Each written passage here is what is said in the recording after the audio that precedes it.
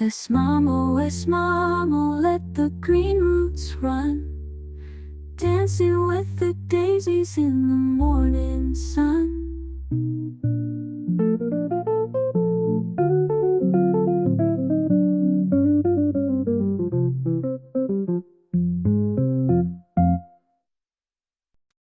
Hello everyone, welcome to Esmamo Gardens.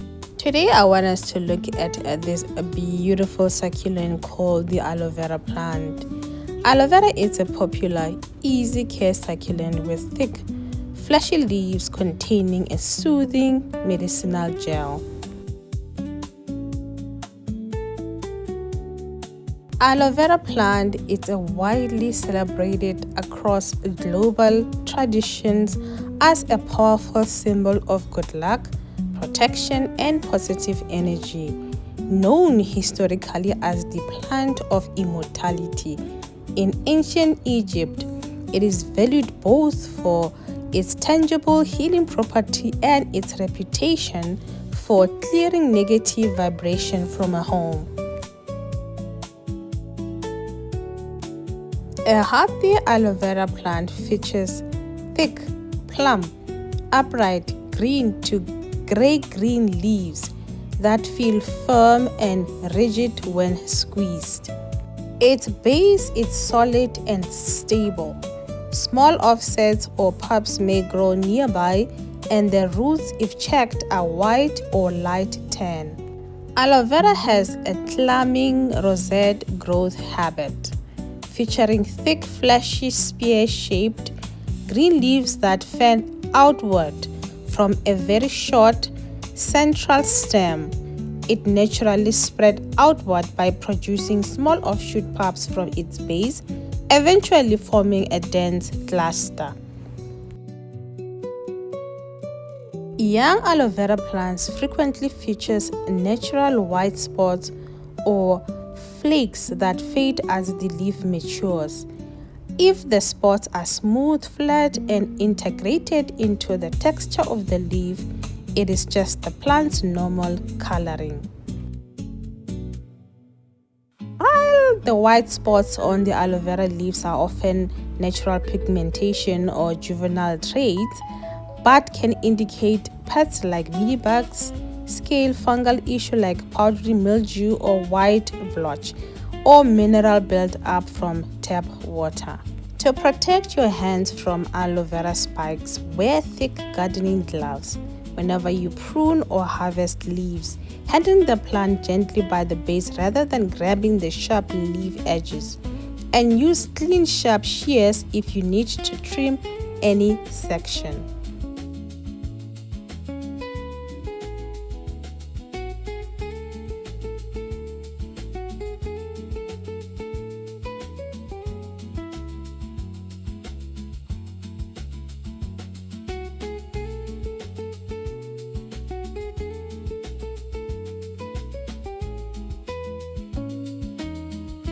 This is a slow to moderate grower.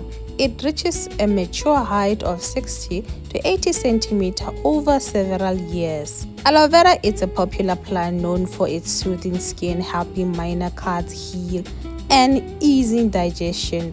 It contains active vitamins, antioxidants, and helpful plant compounds that support overall health. And now let's harvest the leaf, and I will show you how to harvest clean your aloe vera.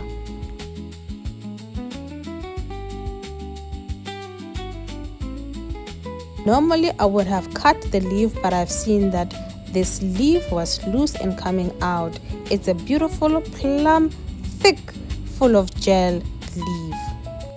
Skincare properties. It soothes sunburn, cools the skin and reduces redness, heals minor cuts, speeds up skin repair for small wounds and scrapes, moisturizes. It hydrates the skin without leaving an oily layer. Health and digestion. It aids digestion, can smooth the stomach lining, lowers blood sugar. Early studies suggest it may help manage blood sugar levels, fights plaque, work as a mouth rinse to reduce harmful mouth bacteria. After you have harvested your leaf, wash it thoroughly.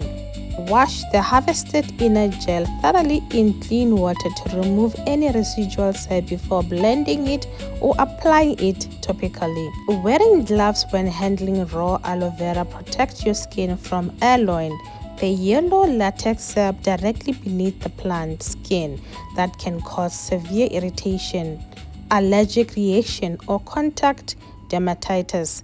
It also keeps your homemade gel clean and free from hand bacteria or dirt.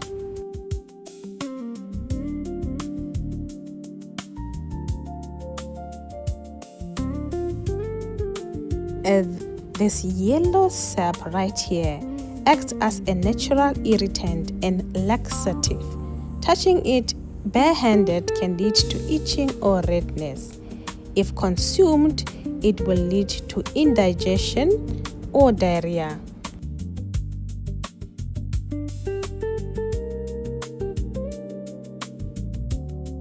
Now, it is important for us to drain this latex as much as possible.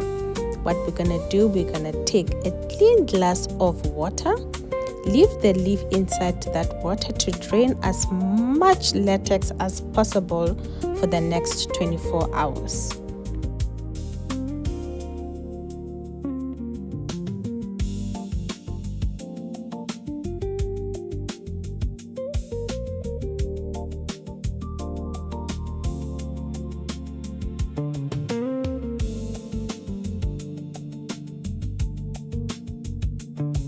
We have left our leaf for 24 hours.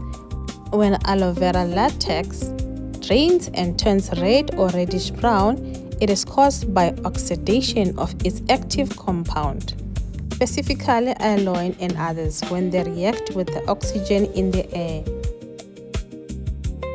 Let's give it a proper wash once more.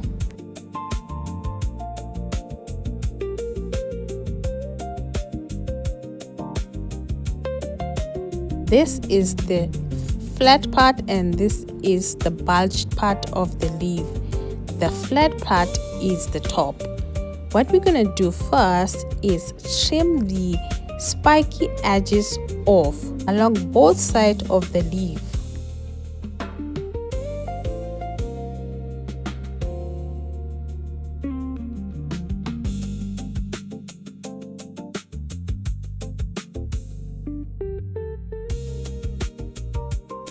Now we're gonna cut away the flat top part of the leaf.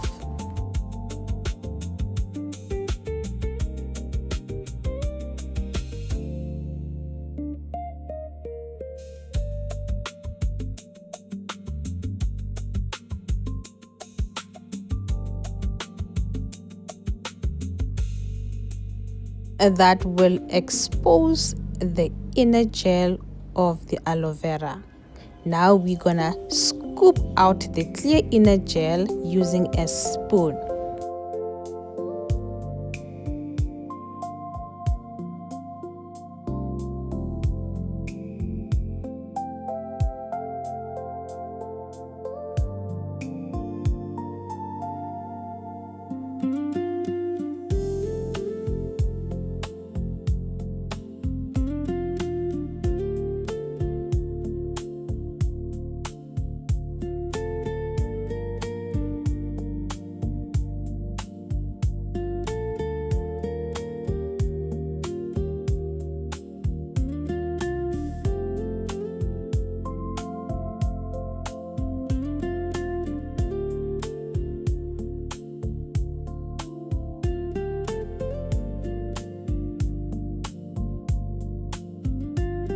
Blend the gel in a mixer for a smooth texture.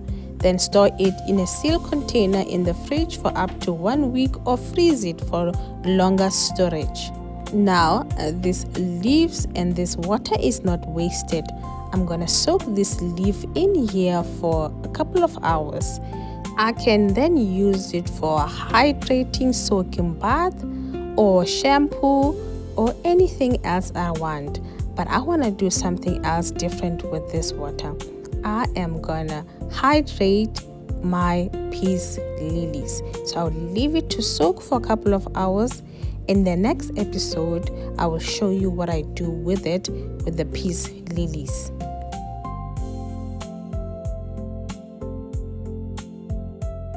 I have taken some of the hydrated aloe vera water and I'm gonna water this aloe vera plant with it. Using diluted aloe vera water on plants boost their immune system, improve root growth, and protect against harmful fungi and bacteria. Never water directly into the center rosette of crown of an aloe vera.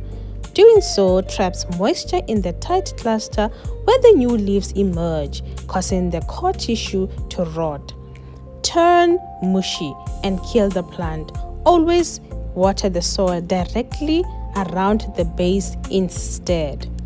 This is a succulent. Please remember to water your plant when the soil is completely dry between watering. When it comes to light, place it in bright indirect sunlight or sunny windowsill.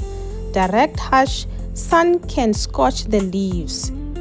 Use a specialized cactus or succulent potting mix, blending with perlite or coarse sand for optimal drainage. Pot selection: choose a breathable pot such as unglazed terracotta with a functional drainage holes. This is an easy medicinal plant to care for. Thank you for watching. Please subscribe, like, share, comment, and I'll see you soon.